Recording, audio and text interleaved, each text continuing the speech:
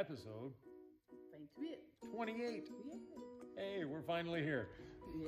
Yeah. So in this episode, we take a sheet of HDPE like this and turn it into something like that. Well, actually, a bigger thing.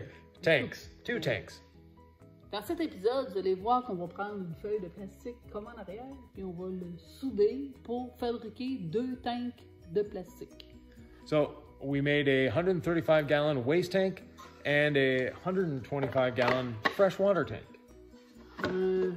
On a fait une tank d'eau grise à 135 gallons Ouais. et une tank d'eau à 125. 125. 125 gallons? Yep. C'est bon. It should be enough for a week or two. Anyways, watch along. If you like what you see, don't forget you can always subscribe, share the video with someone else, and even hit that notification bell. Eh bien, regardez, prenez le temps de nous donner vos commentaires, partagez cette vidéo-là parce que c'est full important. Et on a oublié de vous dire, si vous voulez plus d'informations dans le soudage de plastique, Yvan a fait part 1, part 2. Yeah, so if you want more information on welding plastic, I made separate videos for that. And the reason for making separate videos, when we were looking on YouTube for plastic welding and making RV tanks, there wasn't much referenced. Couldn't find much. So I decided to make 2 videos specifically for that. So in this video, we're giving you a synopsis of how it's done, how we did it. But if you want more information specifically on the plastic welding, there's 2 videos for that. C'est vraiment long, hein? Mais il a fait 2 vidéos, vraiment. Il les a séparées parce que c'était une technique très grande. Il y a 0 information ou presque sur la fabrication des tanks de plastique sur YouTube.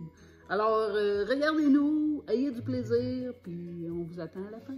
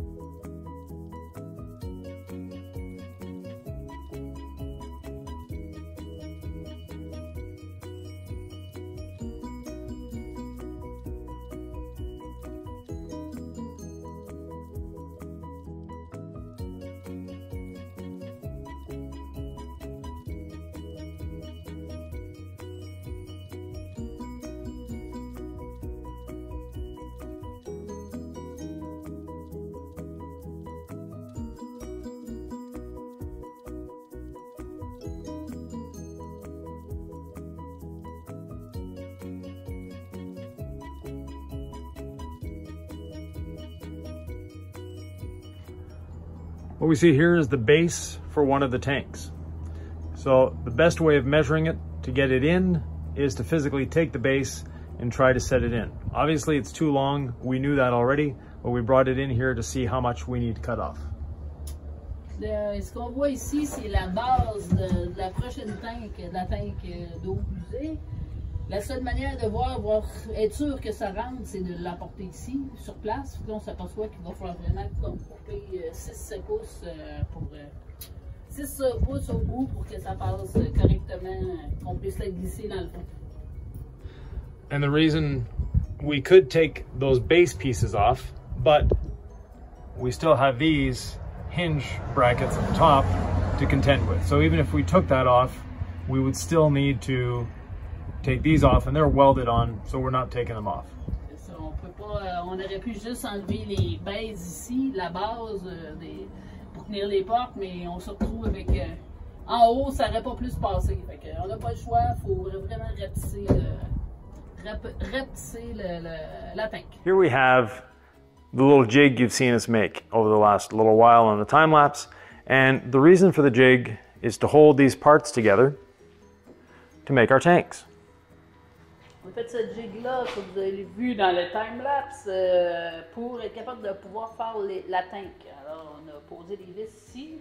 On va mettre un côté, que ça soit bien égal. Et venir ajouter la pièce à peu près dans ce style-là. Puis souder ici. So what we've done is, you see screws all along the bottom. The side piece is held up by the screws, flush with the top of the jig.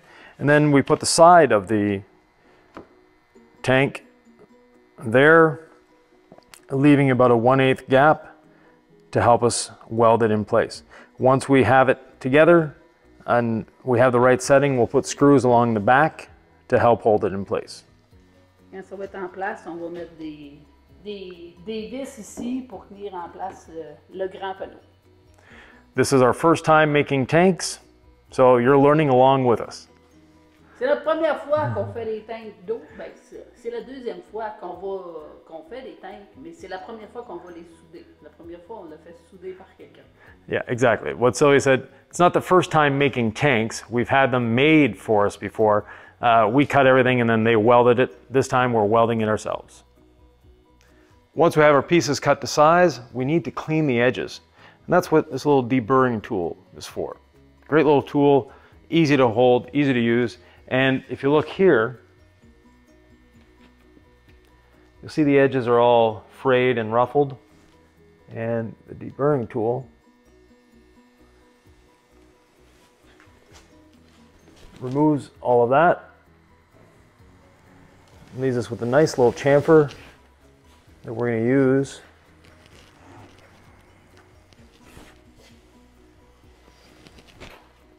to help solidify our welds.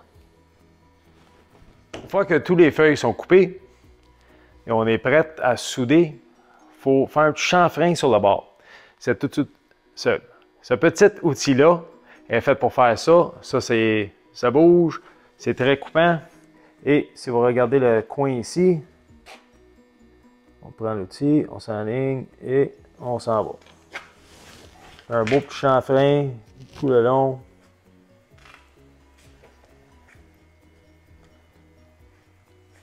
Et ça nettoie le bord où ça a été coupé.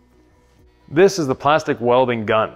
There are many different ones on the market. We chose this one because of the simplicity of use, and it has a hose relaying the fan and the heating element. That way, we're not carrying around the fan all the time. A lot of them that you see on the market are actually like this, so it's one piece. But this little hose makes it a lot more convenient to use.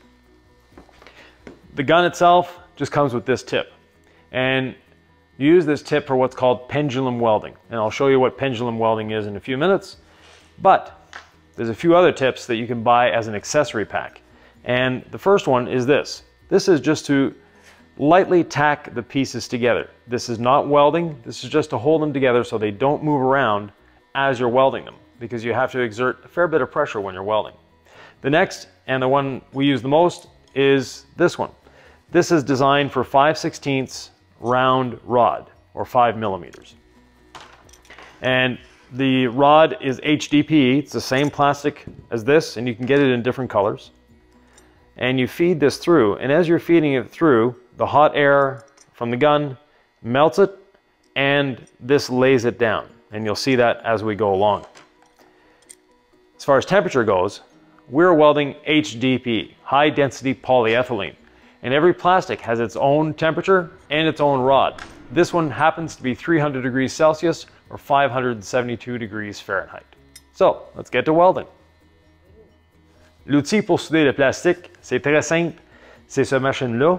Il y a différents styles sur le marché. Nous, on a opté pour le style avec le boyau. La raison pour ça, si vous n'avez pas le boyau, ça, c'est littéralement appliqué là, sans la petite poignée. Donc, ça fait une grosse bebelle à jouer avec. En séparant les deux morceaux, ça rend le fusil beaucoup plus maniable.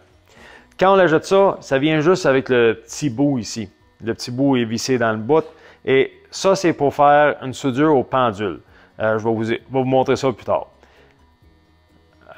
Moyennant quelques dollars de plus, on peut avoir quelques accessoires. Le premier accessoire, c'est ça ici. Ça, c'est un bout plat. Et c'est juste pour taquer les morceaux ensemble. C'est pas pour les souder, c'est juste pour les tenir ensemble, légèrement, temporairement. Par la suite, on va les souder. Et pour la soudure, on utilise ce embout-là. Cet embout-là, c'est rond. Ça prend une mèche de soudure qui est 5 mm de diamètre ou 3/16 et ça passe à travers. Il y a un autre bout que nous, on n'a pas utilisé. C'est un bout triangulaire. Donc, ça prend une mèche triangulaire qui est plus difficile à trouver. Donc, on a opté pour utiliser la ronde ce coup-là. La ronde, on rentre ça l'air chaud vient ici, ça chauffe le plastique, ça va plier et on exerce une certaine pression ici et ça remplit le joint. Très bien. Et ça l'aplatit le joint. Nous, on utilise du HDPE, High Density Polyethylene, du polyéthylène de haute densité. Pour souder ça, ça prend 300 degrés Celsius ou 572 Fahrenheit. Donc, on a ajusté le fusil à cette température-là et on va commencer à attaquer.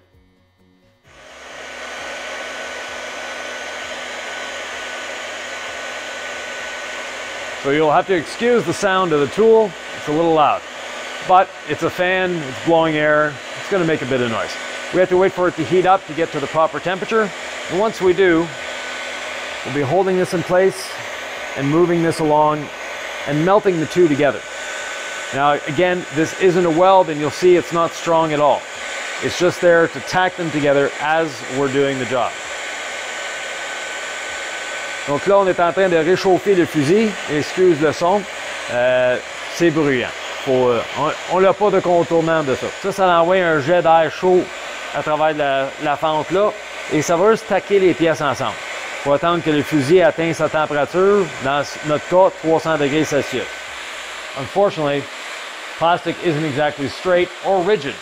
So we need to support it a little bit. So we have our 90-degree angle on the bottom. And we put a bit of angle iron, or angle aluminum in this case, to hold this joint shut as we weld it. Donc pour nous aider, on a mis une coupe de ferrante en aluminium pour le soutenir le temps qu'on va le taquer ensemble. Et le taquer, c'est une procédure très simple. So to tack these two together, it's a very easy procedure. You slowly move this along, lightly melting the plastic. And the two become one. Now this isn't a strong weld in any way, shape, or form. It's just to hold them together so they don't move.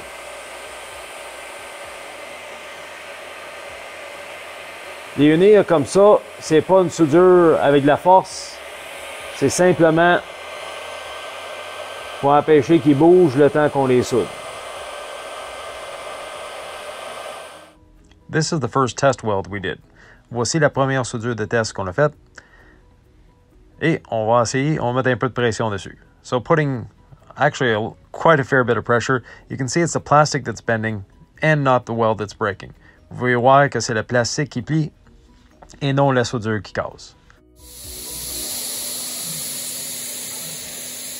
Now that we have the weld done, we can remove the screws that are holding this on, and we're going to flip this over onto the bench there and start welding the other side.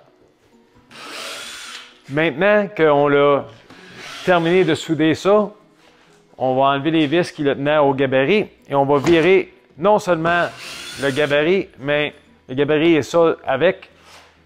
Ça, on va le laisser sur le gabarit, mais l'autre côté du gabarit.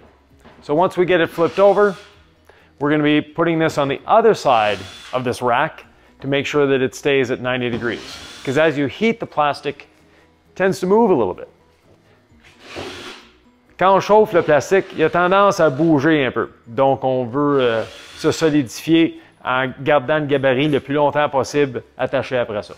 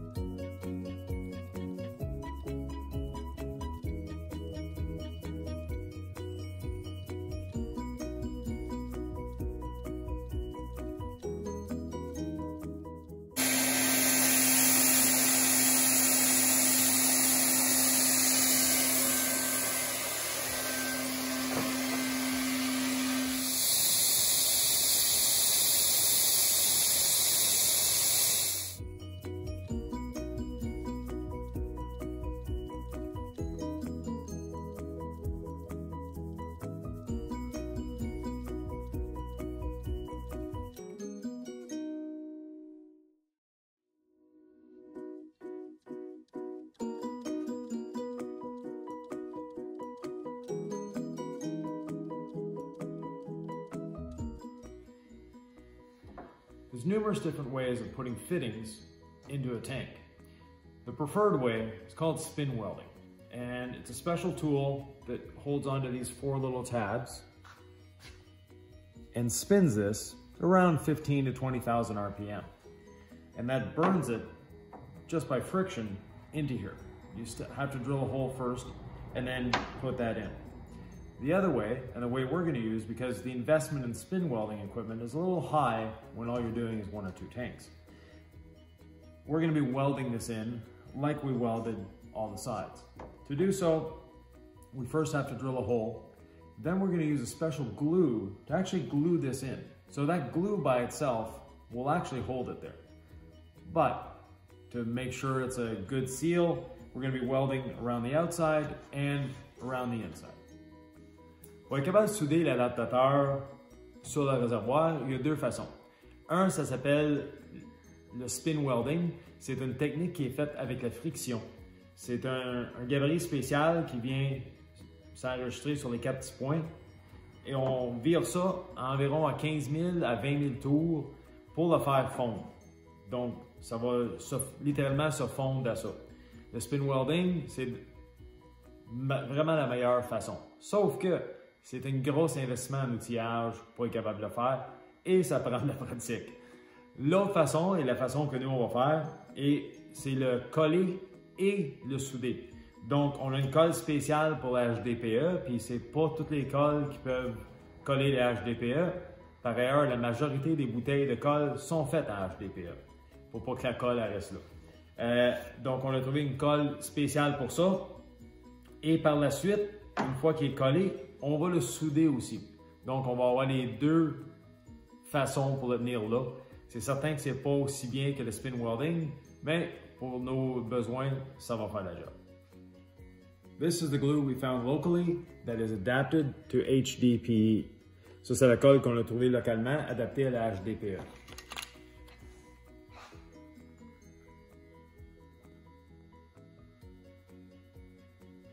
Pour tous les plastiques. Every plastic. For every plastic. Not every super glue is adapted to that, and this has a primer. So you have it's a 2-part process.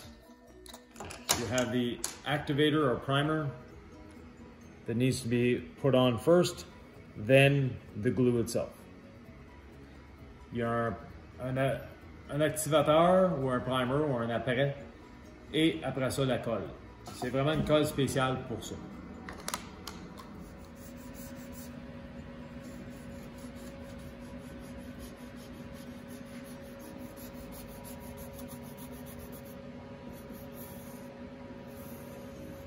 The activator needs to be applied to both surfaces.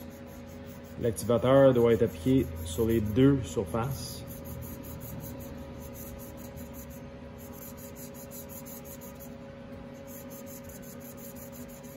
And then we have to wait 60 seconds. Après ça, il faut attendre 60 secondes et plus, ou plus, or more.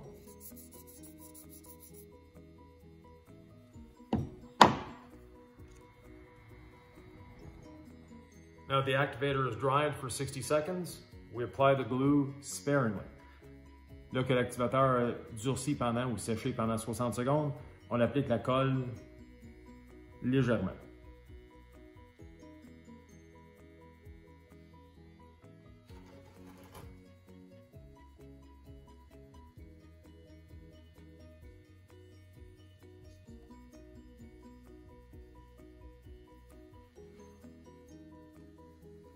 Just one side. Just one side, juste un côté, puis on la tient pendant 30 secondes. And again, this isn't to hold it, this is just to hold it while we're welding it. It's not going to form a perfect seal. C'est pas ça qui va sceller la fixture. Ça, c'est vraiment juste pour nous donner un aide quand on va souder, faire certain que ça bouge pas.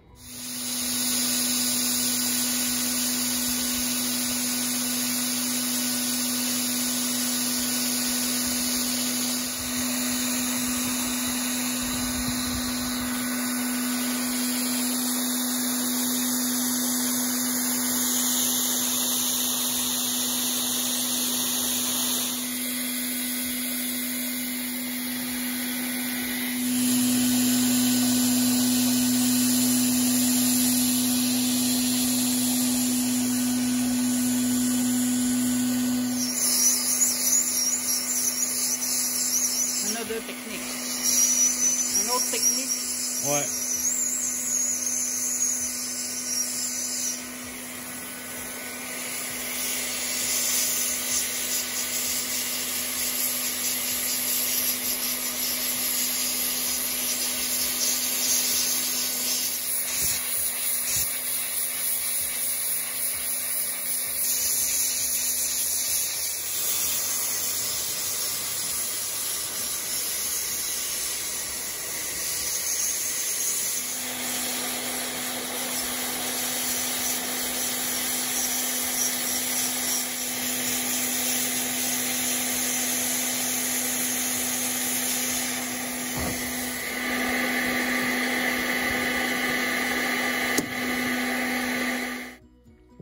We're applying a Teflon paste to the fitting.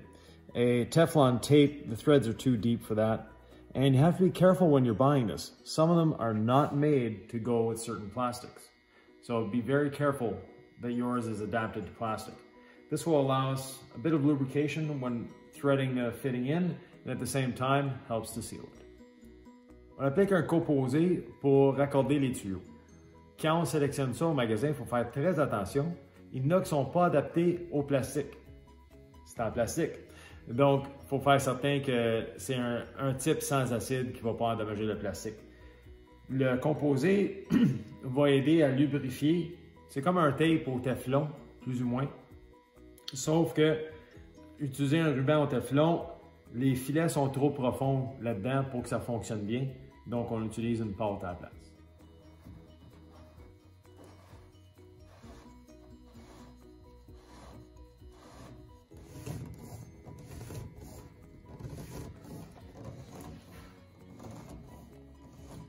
This is 3-inch national pipe thread. So the more we tighten it, the tighter it gets, or the more we turn it, I should say, the tighter it gets. And also, it provides a better seal. So that's why we put the Teflon in there, to help lubricate this, to allow us to turn it in a little further. Le composé au Teflon, ça nous permet de le visser et de rentrer le plus loin possible. Les filets là-dedans, c'est du pipe thread, c'est conique. Donc, le plus loin qu'on peut le visser, le plus ça va être scellé. This morning, we're out by the pool. The reason we're out by the pool is we need to test our tank. Un matin, on est à côté de la piscine et la raison, c'est qu'il faut vérifier notre réservoir, faire certain qu'il n'y a pas de fuite. In order to do so, we have to empty the pool at this time of year. So want to conserve a bit of water and fill that 120 gallons into the tank. Donc, c'est le temps de vider la piscine. C'est l'automne, malheureusement. Et au lieu de gaspiller 120 gallons d'eau, mais on va remplir notre réservoir avec l'eau de la piscine. The tank, we've leak tested it with water and air. No leaks. So now we get to put the top on it. We know that water will, actually this is the refuse tank, probably will never get to the top, we hope, but nonetheless we're going to seal the top, make sure that nothing gets out of here. Donc, le tout est fait, on l'a vérifié avec de l'air et de l'eau, il n'y a aucune fuite, donc là on peut mettre le dessus sur le réservoir, faire certain que si jamais c'est rempli jusqu'au rebord, ben, ça ne va pas fuir là non plus.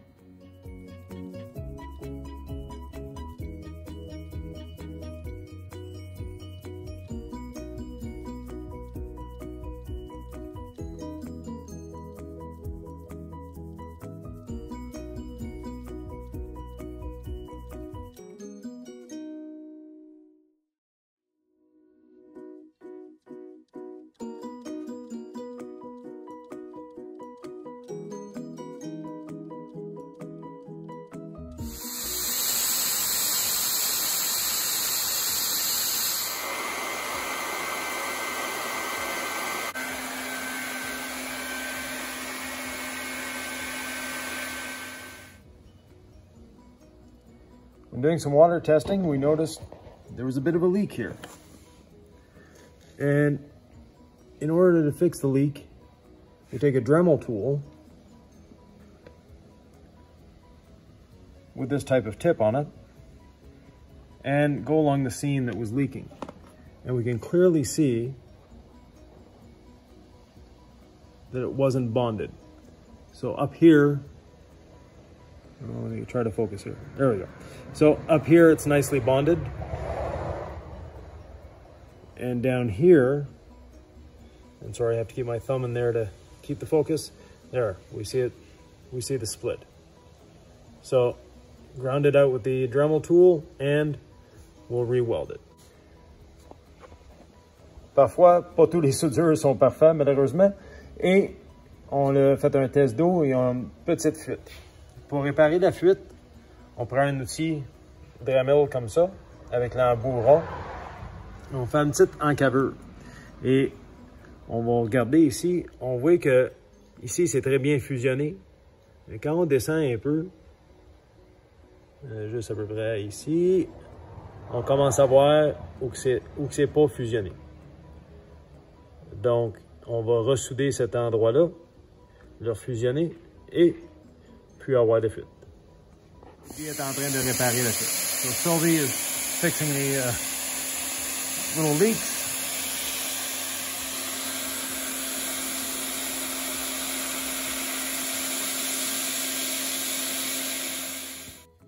Donc, c'est quoi que tu fais? Dernier test d'eau. On a des petites gouttes, un test de fuite. You check where the water come up. Yeah, so we're checking for leaks. They're just small 4 drops. Just 4 petites gouttes ici. Just 4 little drops. And then after that? Oh, you have one. Another 5 little drops.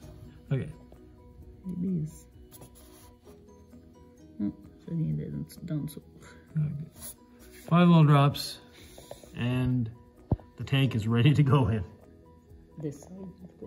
And then the other tank, it's dry, so not a problem. L'autre tank est sèche, la vie est belle.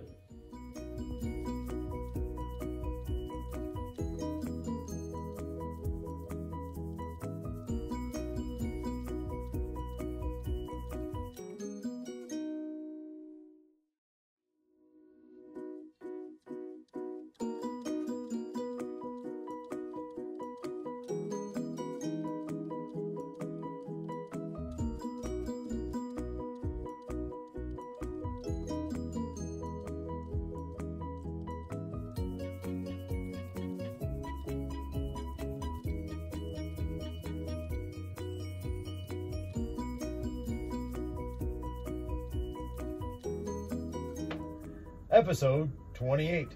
L'épisode 28. All done. The tanks are in. Ah, fini. Les tanks sont en dedans. C'est pas fini, mais au moins les tanks sont faits. Temporarily. They're here, they're measured. The next thing we have to do is now build a rack to hold them, get the generator in here, get all sorts of fun stuff. That'll be the next episode. Building the tanks was a really big deal. It took longer than we thought. Ça a pris un peu plus de temps faire les tanks, c'est de ma faute. Non. Oui. J'ai fait un test de pression qui fallait pas que je fasse autant de pression. Sylvie said it's her fault that the tanks took that long. No, it isn't. But nonetheless, she put compressed air to these tanks. They are not designed to take compressed air. So it blew a couple little seams apart. But it didn't blow the seams apart, actually. It just sprouted a lot of leaks. Yeah. Ça a fait des fuites partout. Un petit peu, oui. Ouais.